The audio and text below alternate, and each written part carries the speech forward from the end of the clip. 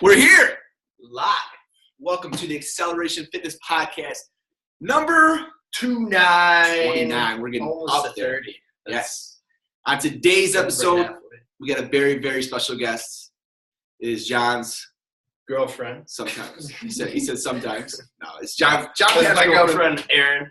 And so, let's kind of introduce yourself and then let people know kind of like what you do, where you're from, and then we'll kind of get into it.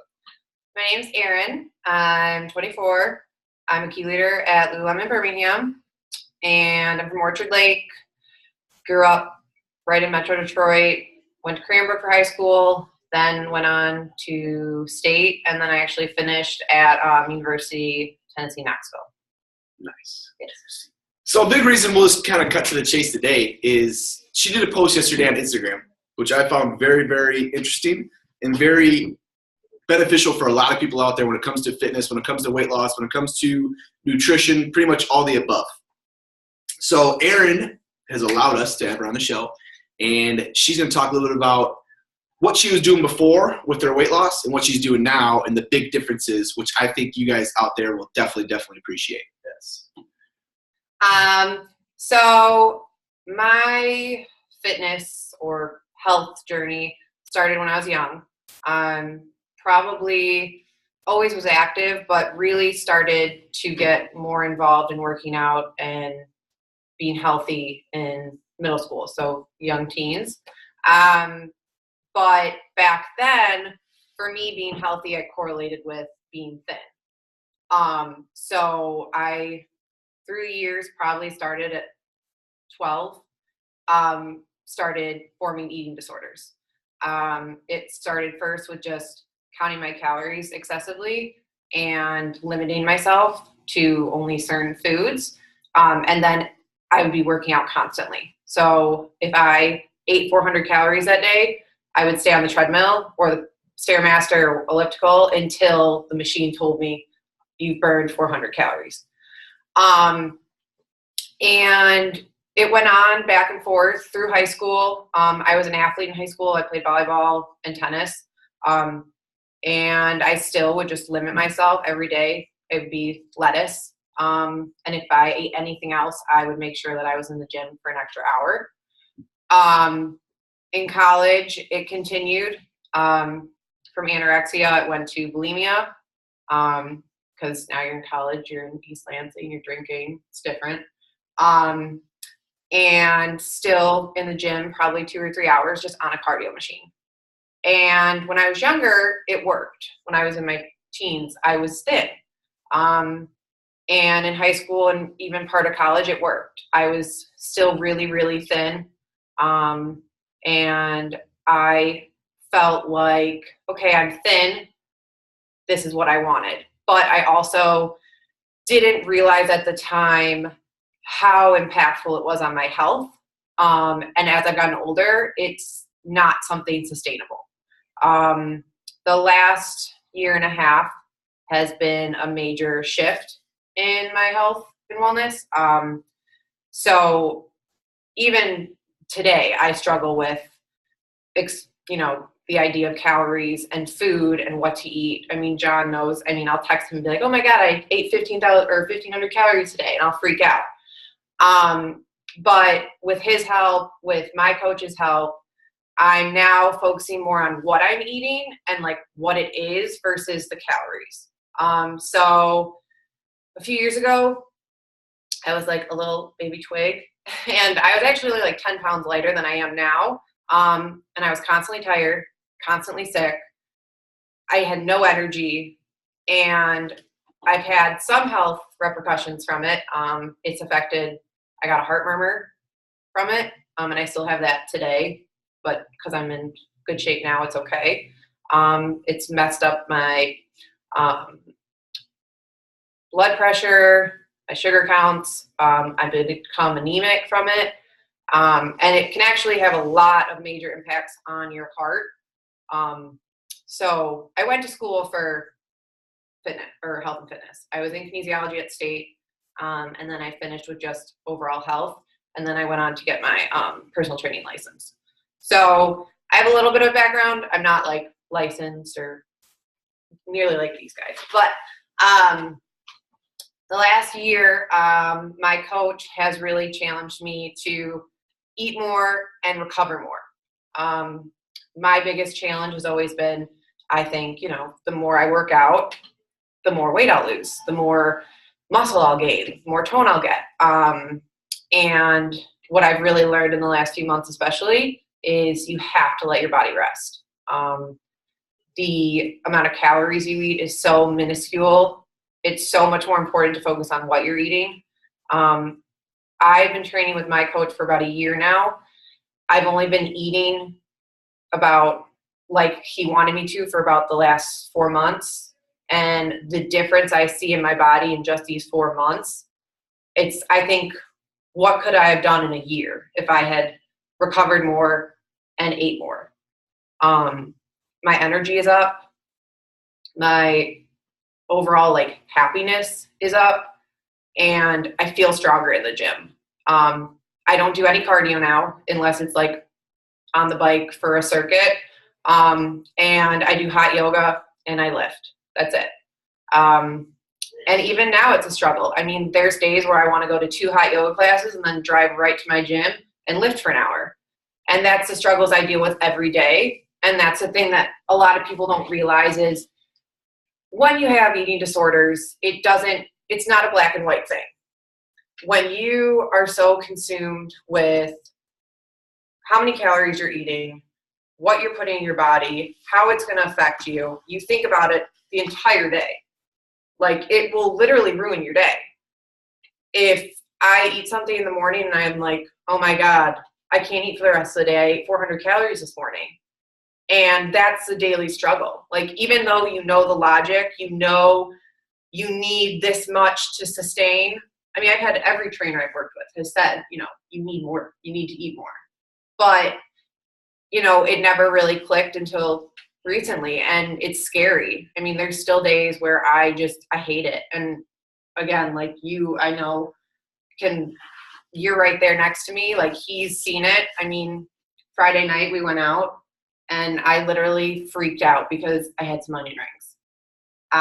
It ruined our night. I mean, it ruined my night. I didn't want to talk to him. I didn't want him to see me. I literally got in bed and was just like, don't talk to me. Don't touch me. Like, terrible mood, because all you think about is you correlate all these foods with weight gain and fat.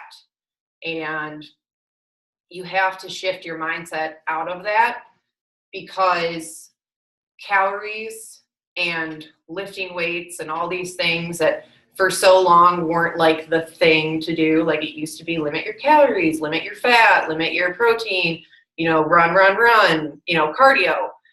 And it's scary and it's challenging, especially I would say as a female. I know males have it too, but women, it's like, the first thing everyone notices when you meet someone is what they look like. And I know for me, like, that's where my disorder started from, was just, are people going to like me if I don't look a certain way?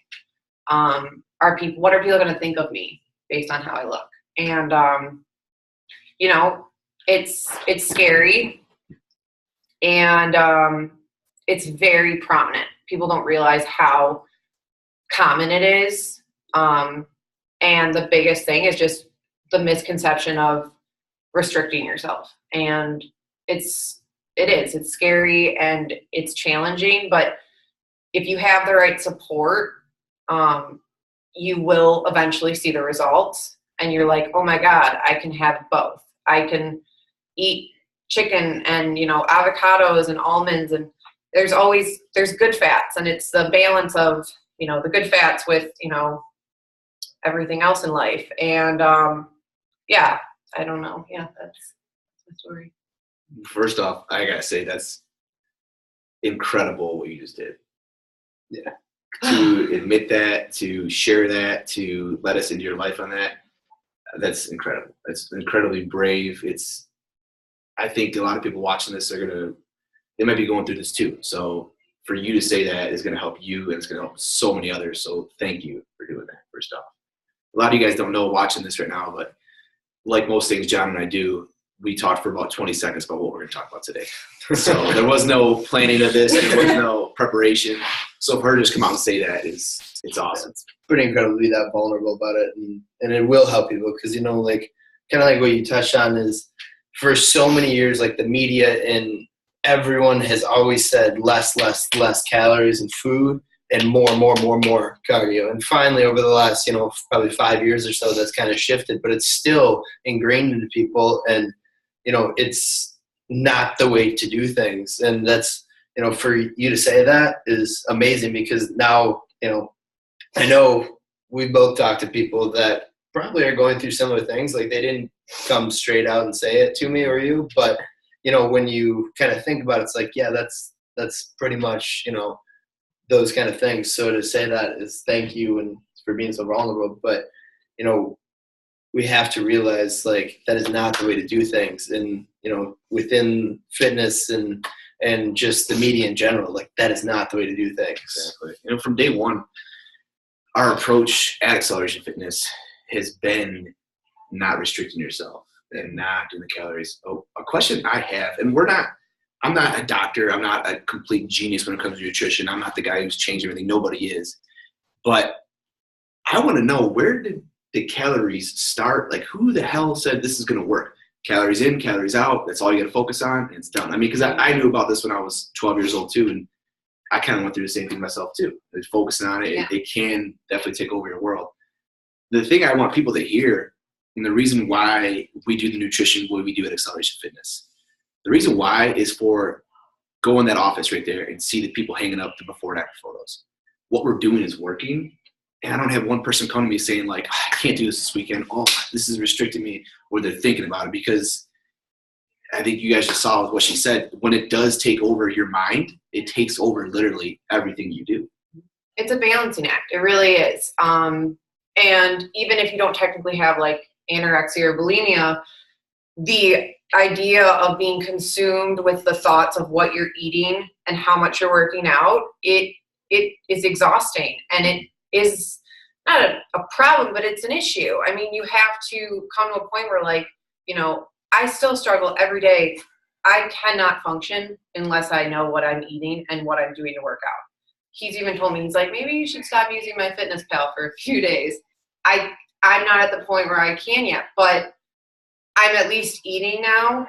And like I said, there's still days where I think like, oh my God, I need to throw this up. Or I can't eat anymore. I can't eat for the rest of the day because I've had so many calories this morning.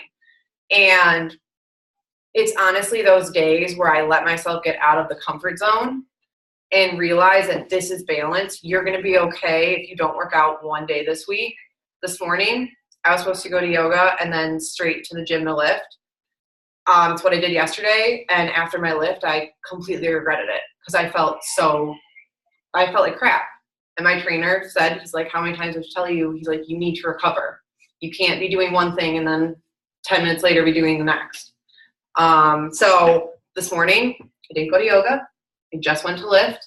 I feel great. And it's after you get over that discomfort that you realize, like, okay, this is going to work. I mean, the first month I ate 1,000 calories when I normally will eat 200 to 400 calories. That's what I was usually eating. And I was working out about 3 to 4 hours a day. So that first transition, like that first day of making myself keep eating, it's terrifying. And it wasn't even necessarily the calories, but you start to associate like fat and protein. Well, it's higher in calories, it's higher in mass. And anything other than fruits and vegetables, which are mostly water-based and they're not high in calories, is going to have a negative effect on you. I mean, I never ate an avocado until like a month ago because I was like, oh my God, 250 calories for an avocado, and look at all that fat. But that's where you have to learn it isn't about the calories. It isn't about, it's the kind of fat it is. It's the benefits it has on you. A cup of almonds, like, yeah, it's like 400 calories, but the protein and the fat in it is going to benefit your body. And that's where the discomfort comes, but you have to get over that bump. And like I said, every day is a challenge. I mean, it's scary. And honestly, this is kind of scary. Because I've talked about my eating disorders before. I'm very open about it, but I've never done like this. But I really do want people to know that like you can get through it. And it's an everyday process. I mean, I've been in therapy since I was 14. And even today, my dad's like, I don't understand. Why do you still go to therapy? Didn't you already fix this? And it's like, that's where people need to understand. Like, it's not going to be something you fix overnight. And that's what I've said to John is like, I may struggle with food for the rest of my life. Maybe not to the same extent, but it's a battle. And it's with the social media and, Instagram, and everyone looks completely shredded and ripped and all those things. Like, it engraves in your mind, like, why can't I look like that? And I think like that was the biggest thing for me, was that I had to stop comparing myself. And I honestly had to stop going on social media so much. I mean, that was one of the first things I actually had to do, was because you see all these people and you're like, why, how do they look like that every day? And I'm over here kicking my ass.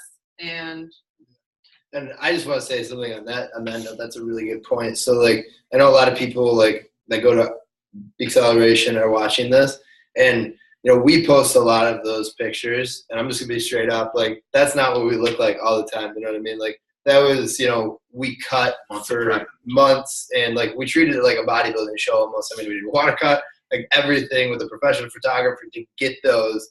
So like, I just want to be upfront with you guys. Like, that is not what we do, like, are like all the time. So, I mean, like, and that's everywhere. That's the thing. Like, I remember a while back, like, I told you to follow this person or something, and you're like, no, I'm not going to because of that reason. So, I mean, I think that's a good takeaway for anybody who does struggle with, like, kind of the body image issues or whatever it is, like, whether, they want to be skinnier or bigger, whichever side of the spectrum they're on.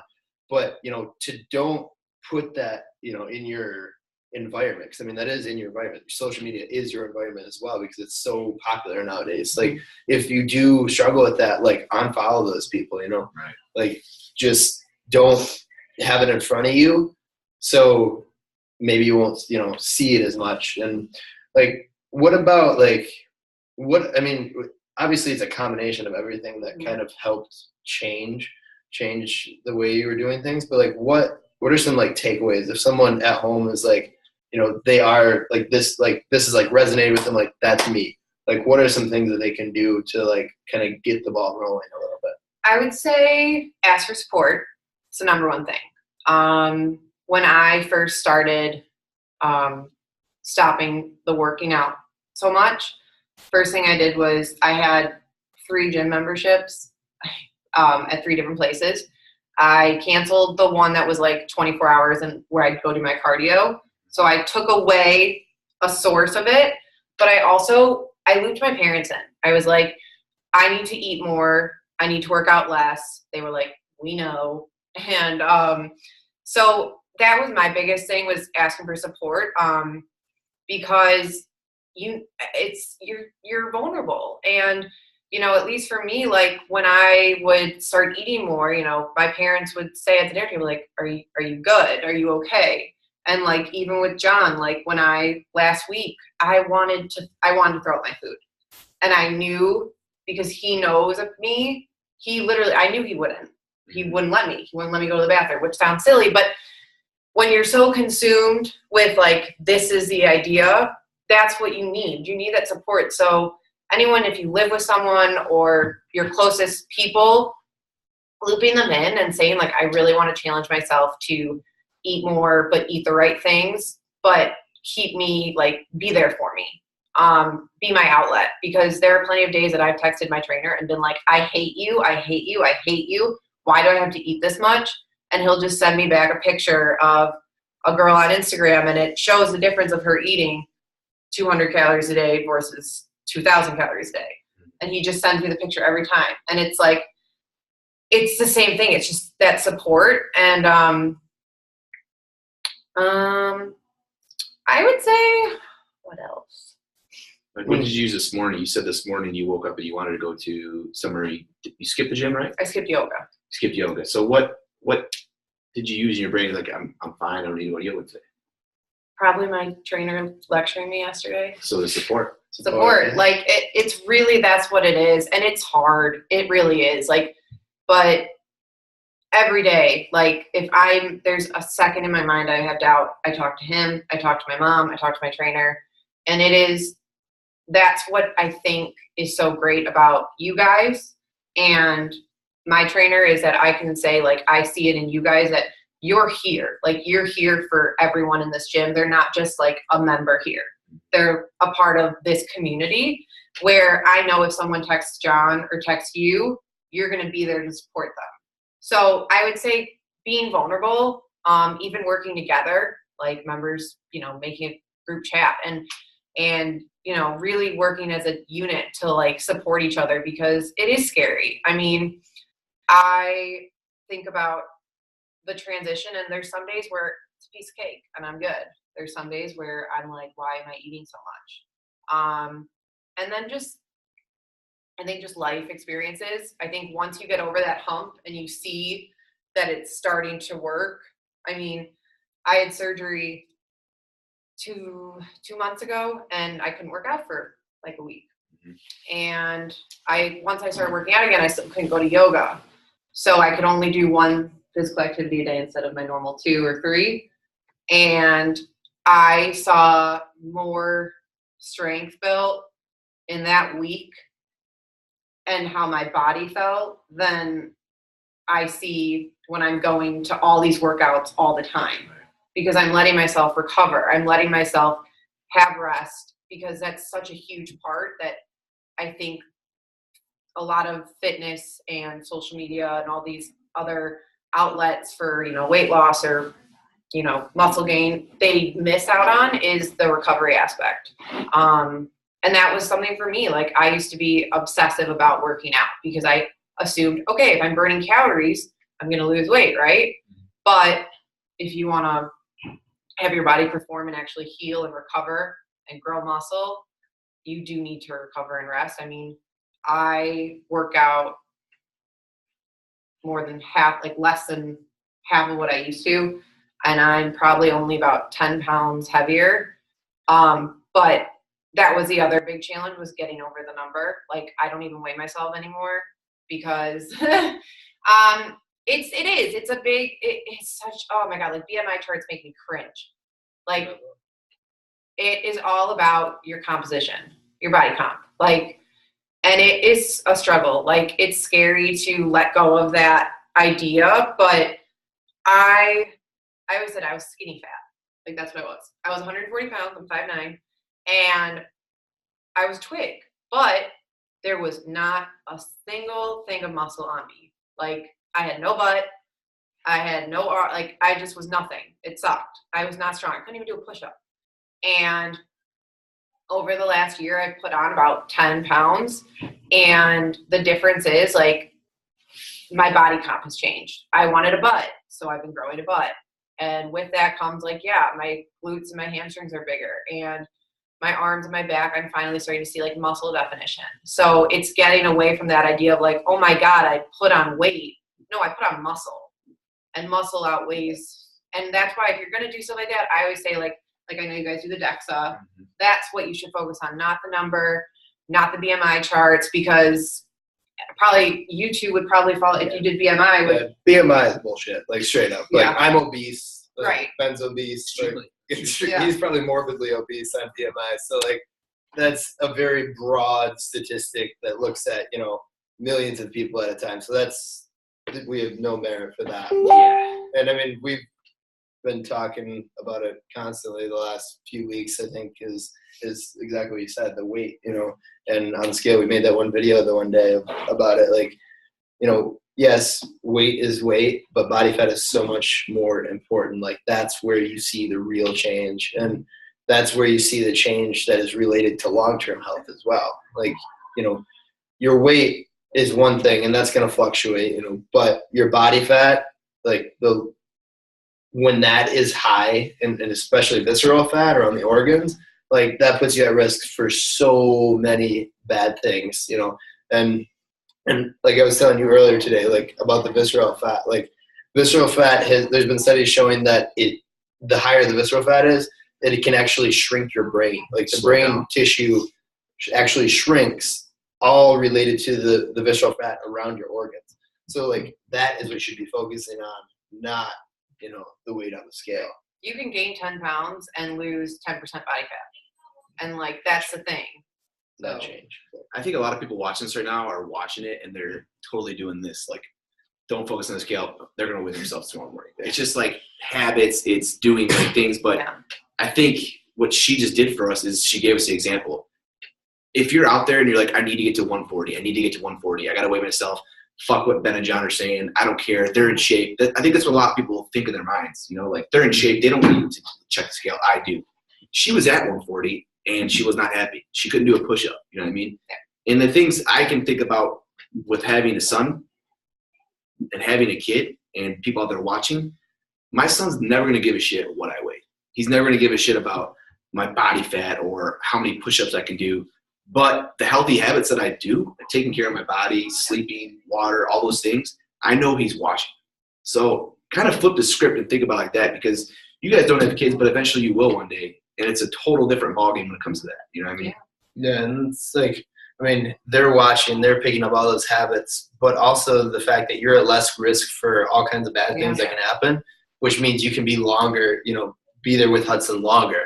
And so, I mean, you have to look at those things too. I do want to acknowledge, though, it is tough to not look at the scale. It is. You've been engraved for so long that it matters. It is. It's hard. That's the thing about a lot of this is it's not easy. It is not like, oh, cool, I'm going to start eating more. I'm not going to care. I'm not going to worry. Oh, I'm not going to weigh myself anymore. I mean, I literally had to throw my scale out to not weigh myself. Like, I had to physically take it out of my environment. And there's still days, like, the only time I go on the scale now is when I'm at the doctor's.